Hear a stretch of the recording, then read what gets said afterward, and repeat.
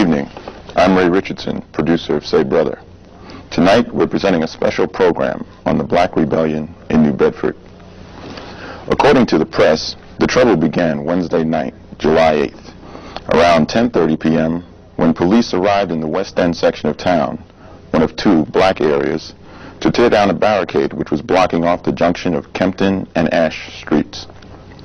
There, they arrested a man for disorderly conduct, making unnecessary noise with an auto, and for operating a motor vehicle with defective equipment.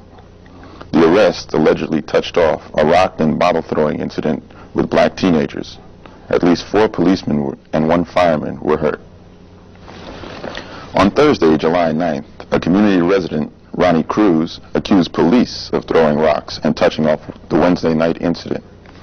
James Magnet, a director of Learning to Learn, a dropout program for young people, was shot at and beaten by police. He received injuries requiring stitches in the head and was charged with disturbing the peace, disorderly conduct, and assault and battery on a police officer. Disturbances began again after 10 p.m., leaving at least 23 people injured. 1 white man was arrested while walking near the West End with a shotgun. Police reported residents firing tear gas and guns, and 12 police were injured. Also that night, the Masonic Lodge in the West End was burned down, and the Reynolds Building, which housed the Model Cities Agency and was considered an historic landmark, was burned down too. The mayor visited the West End, accusing outsiders of instigating the disturbances, and inbound city traffic was blocked off. Friday, July 10th, a mail truck was burned in the South End area, the other black section of town, and 3 white hippie types were arrested for carrying ingredients for firebombs. All 3 were from out of town. The mayor met with the city council and representatives of the black community. The entire city council went to the West End area to meet with community residents. Early Saturday morning, a message was delivered to the West End that National Guardsmen would be called in if peace was not restored. A large group of construction workers met in downtown New Bedford, members of Construction and General Laborers Union, Local Number 385, and pledged to act as vigilantes in civil disturbances in the black community. At 9:40 p.m. Saturday night, 4 black youths were shot. 3 were injured and 1 was killed at Cedar and Kempton Street. At 11 p.m., 3 whites were arrested and charged with the murder. After the shooting, an electronics store on Kempton Street was burned down, and at 11:30, an ultimatum was again delivered to the West End residents: ease the sniping or be subjected to an all-out police attack. On Sunday, July 12th, the City Council called a meeting with West End residents to discuss the problem. Black community members walked out of the meeting, and a dusk to dawn curfew was imposed on the city. People erected barricades in the West and South Ends to defend themselves. On Monday, July 13th, Senator Ed Brooke visited the West End, pledging to investigate the misappropriation of federal funds and promising that the mayor would announce new industry coming to New Bedford. While Brooke met with community residents, police raided a youth center, supposedly in search of arms.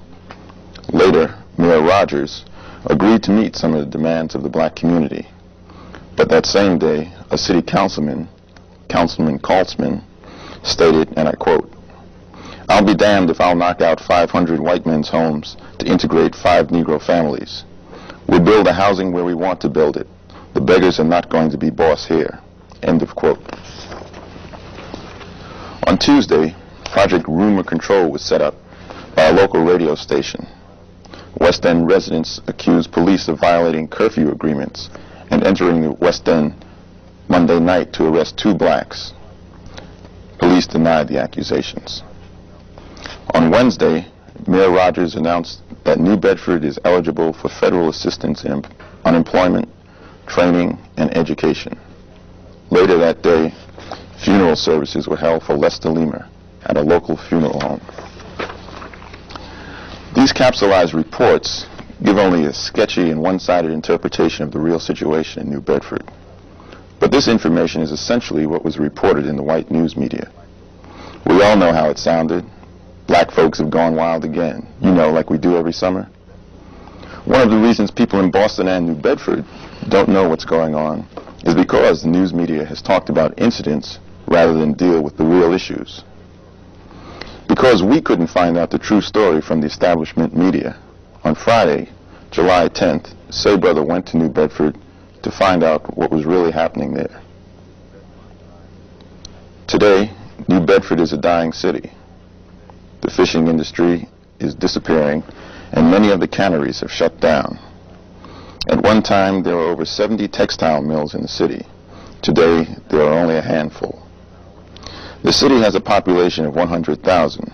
There are over 12,000 black people. However, this figure is not completely accurate, since many blacks from the Cape Verde Islands are classified as white by the city. Most of the black people live in two areas of the city, the West End and the South End. There are also many Spanish-speaking people in the South End. In recent years, over $100 million in state and federal funds has come to New Bedford.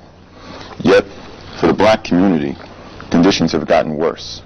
An urban renewal project in the South End demolished 1,000 homes to build a highway, and no new housing has been built yet.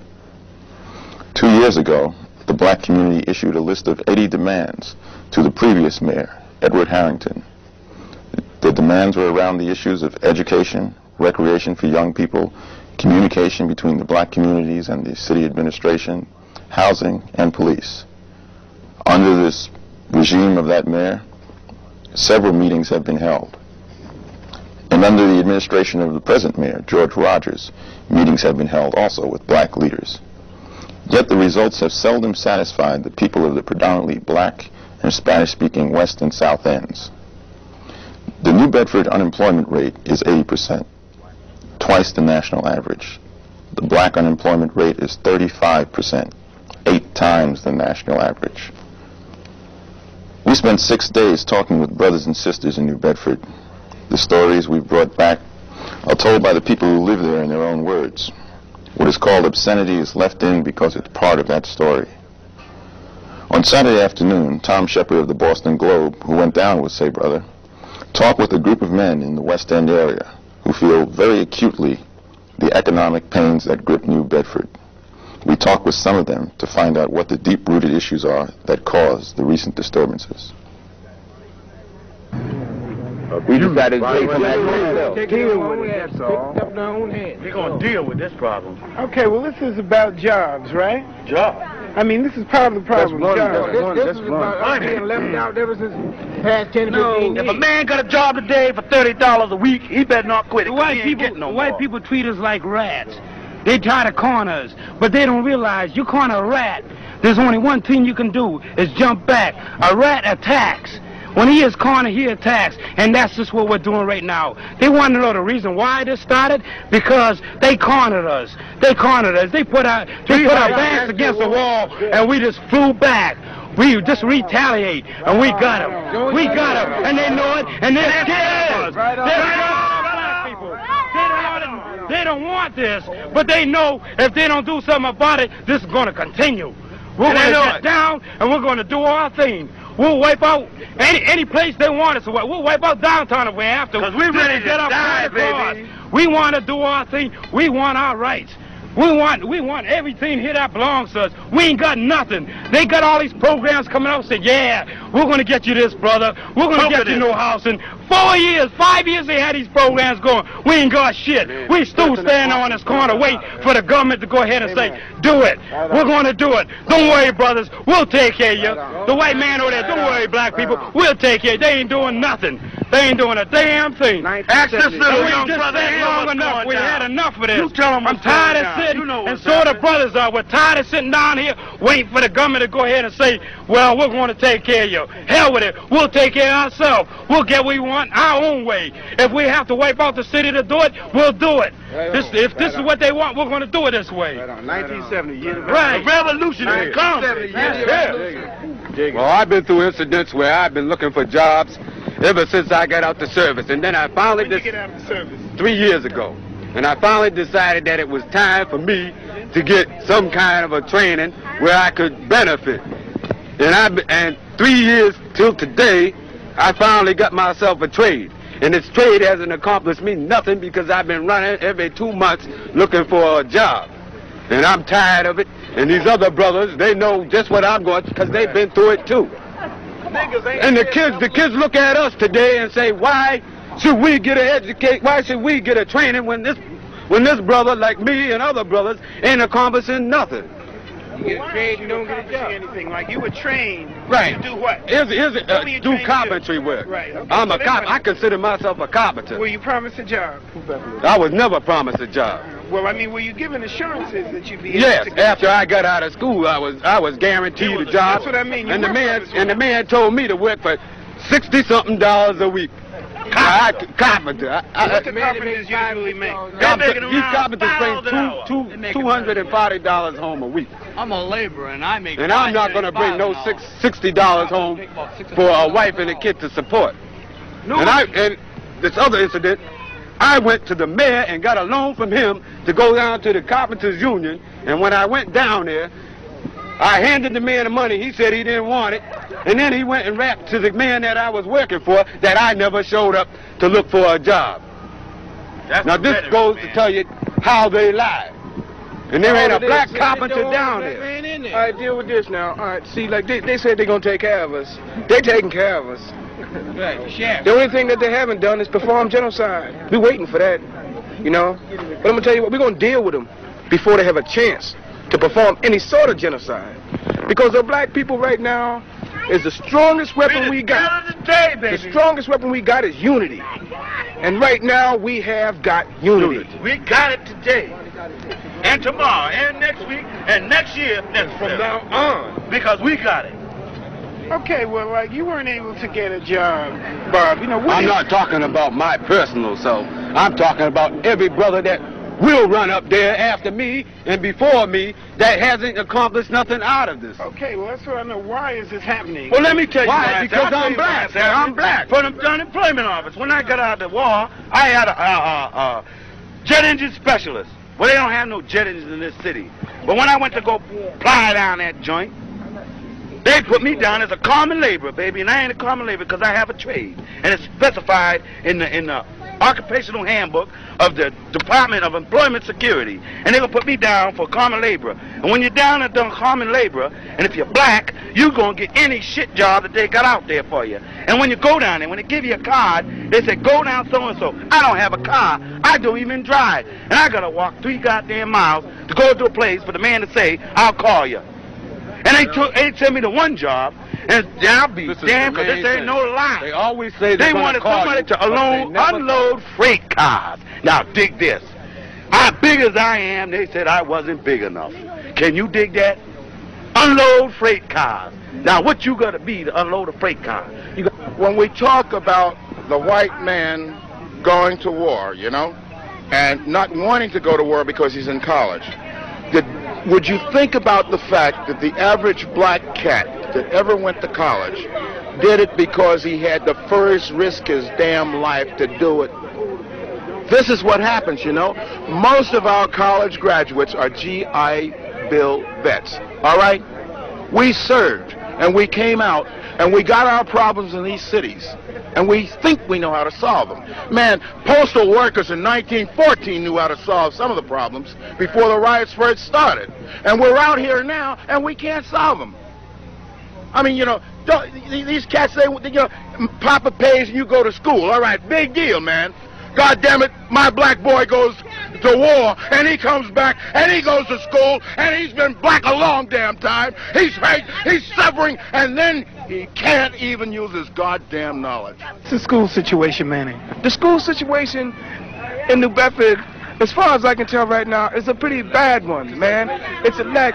The educational system in New Bedford is the most racist, decadent, and all them other hunky bureaucratic words you want to use that when you break them down, all they mean is bad. That's all it is. They are bad. You know, like in junior high school, I went to junior high school here. I went to high school in New Haven at Hillhouse High. Junior high school, I was in 9th grade. My counselor said, take the general course. You know, take the general course. You don't got to go to college. You can work in Aerovox, the factory. I'm gonna tell you what. What does Aerovox make? Aerovox makes tools for the bureaucratic society that don't deal with the black people. It makes no difference if they make wire, cars, telephone poles, or anything. But they are not paying the black people what they deserve to make these things. They are not paying these people. So he told you to take the general course. Told me to take the general course. And me being young and not being advised by a black counselor, which is another need, I took the general course. And I went through the general course, and it was dynamite. All my boys was in my class. All my black brothers were in my class. You had a lot of fun. Had a lot of fun, awful lot of fun. Whitey gonna keep us having fun. But I'm gonna tell you what, niggas are no more afraid of revolution. We have stopped bullshitting. We have stopped partying. We are down to the facts now. We are together. We have unity. And that's all we need. We don't want the white man to do anything for us that we don't want them to do. We don't want them to come into our community and tell us how to live, why to do it, and when to go home, when to have babies. You know, birth control. We need all the black people we can get. That's why he's forcing his birth control down our throat. Because we're going to stop black people from having babies, right? Whitey's got 2 and 3 to a family. They don't need no more. You know why? Because they got the money. They are the power structure. We are trying to revert this. We are trying to revert the power structure so that it can deal with our black community. The programs they have here are all bullshit. The programs that they will have in the future will not be bullshit. Simply because the power of the people that are unified have gotten together and did things like this. What happened in the past is gone. We are looking for tomorrow, the day after tomorrow, and the day after that. We're sick and tired of bullshit. Okay, well, what do you see the people of New Bedford doing? I mean, what direction do you plan to move from here? Obviously, you don't seem to feel that you're going to get any response downtown. Is that a fact? No, that's not a fact. Oh, we won't get no response from the pig downtown. But we will respond. We'll get a response because instead of moving backwards, we're going to move forward. And we're going to keep on moving forward until they get down and know that we ain't going to start for nobody. We're going to keep on pushing ahead. We're tired of walking back. The Russians did it. Everybody else said, we're not going to do it. We got unity now, and we're going to keep on pressing forward. I don't care how long it takes, we're going forward. The only way that we can get response from downtown is like, if I want to yell, if I want to call somebody down the street, I'm not going to talk to them like I'm talking to you. Simply because they won't be able to hear me. If they do hear me, they won't understand me. The way things have been going in New Bedford now is the white man has heard. He has heard us. Whether or not he's understood us is a different thing. But still, he hasn't dealt with the problems. We now, and what we're doing, we're yelling, man. And the white man is listening. For the first time since we've had a city council, they were up here yesterday.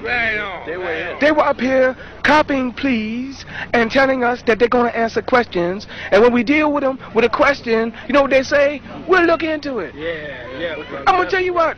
Every time we have a disturbance, and that's what I call it, is a disturbance, because riot is a white man's word. And so is disturbance, but disturbance is a little bit more relative to the black community. Would you call it a rebellion?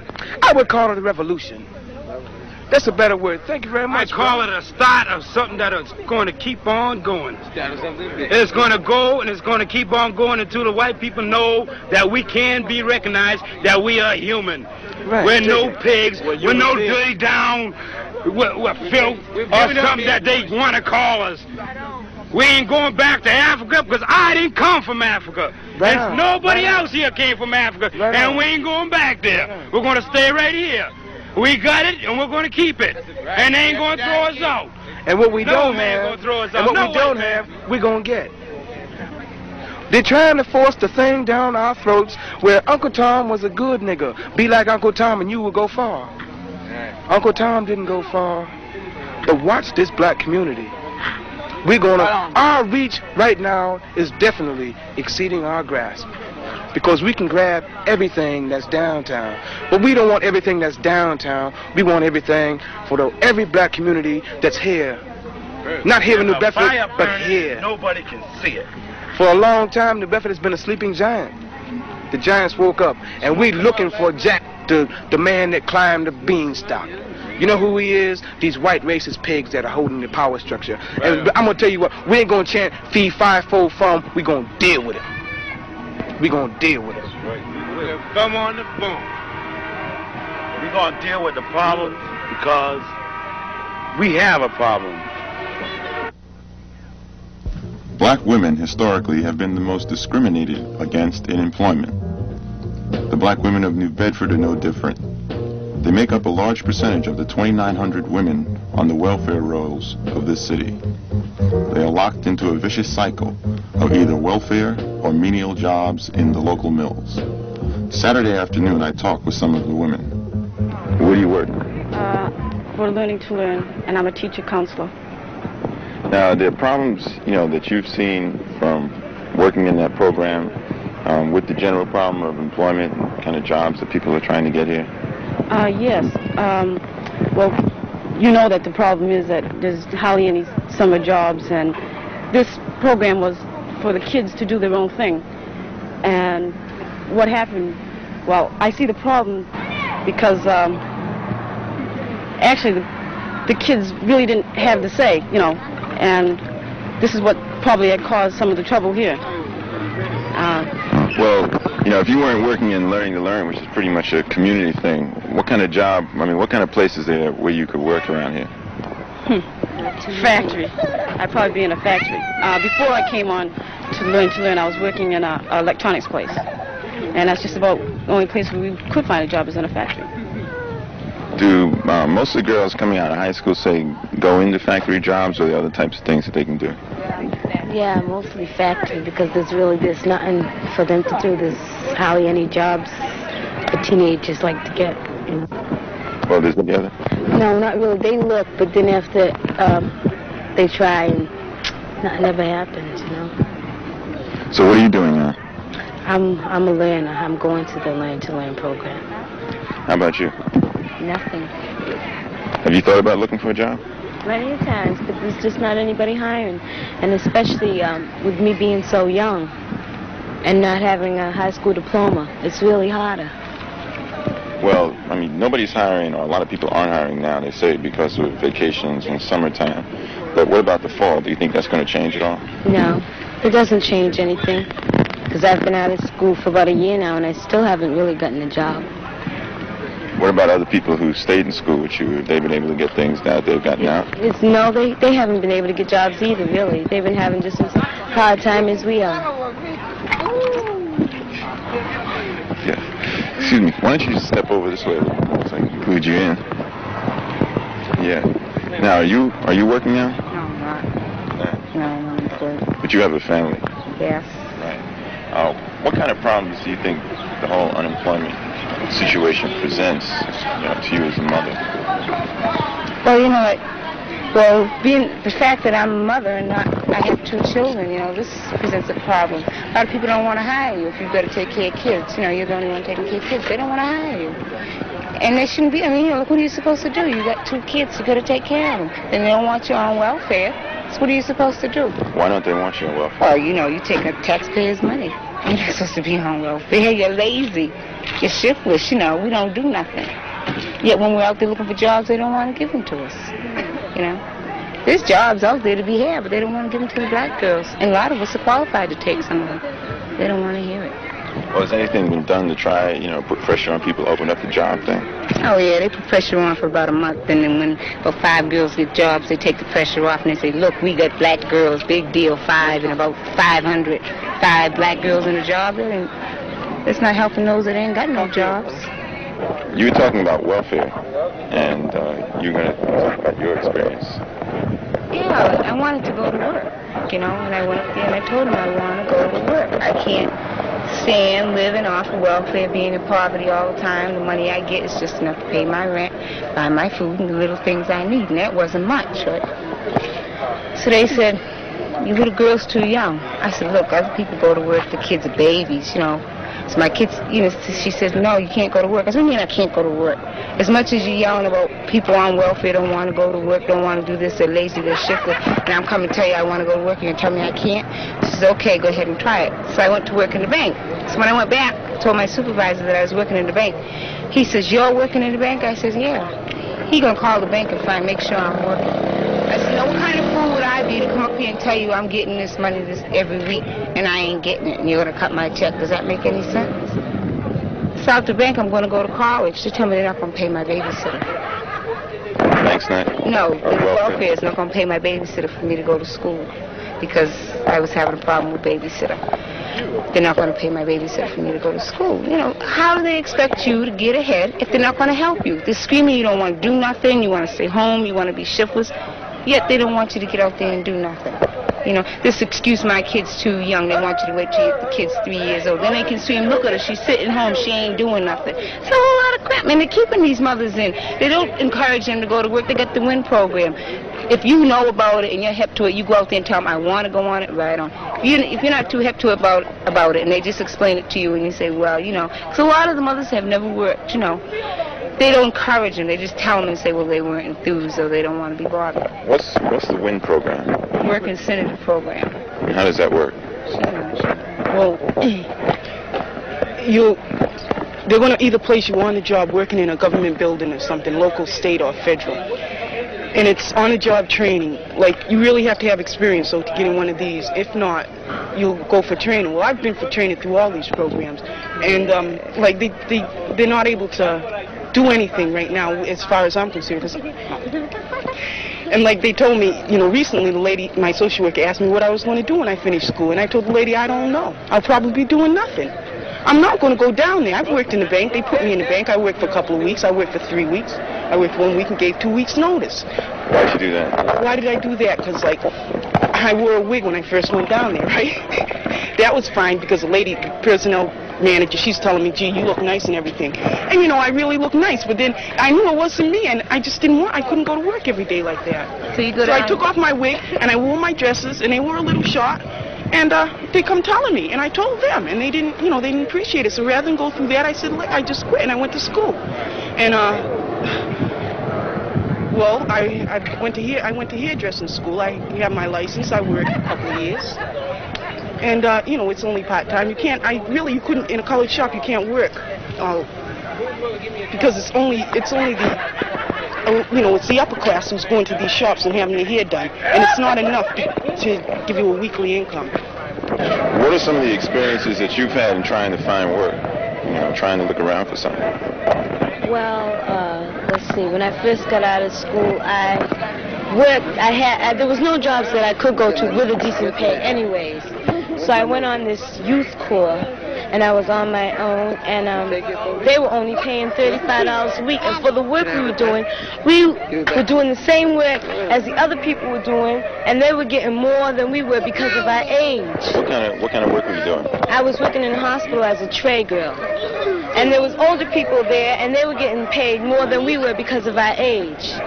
So I left there, and I went to one of these training programs, which wasn't doing anything really. And so I left there because after they give you the training, then they have the problem they can't find a job for you. After they've given you all this training, then they can't find a job for you. So I left there after finished training, and I still didn't have a job, and I still don't have a job, and I can't get one. Do you think there are jobs around? No. Well, some places there are jobs around, but they're just not hiring black people. Jimmy Magnet is Minister of Defense for the Black Brothers Action Committee, a group that came together to protect the community from outside harassment, to alert and organize black residents, and to bring economic conditions to the attention of the lethargic city officials. Tom Shepard talked with him. Where it's at, you know, I mean, this is what they're scared of. Us realizing what they're doing to us. The days of exploitation are over. You know. I understand that one of the methods of exploitation that is being used in New Bedford, along with other communities throughout the country, is your routine about training you for a job that you're never going to have. Dig it. This always go down. When last year I was associated with the Concentrated Employment Program. They trained the niggas for 12 to 16 weeks. After they completed the course, there was no job out there, period. Nothing.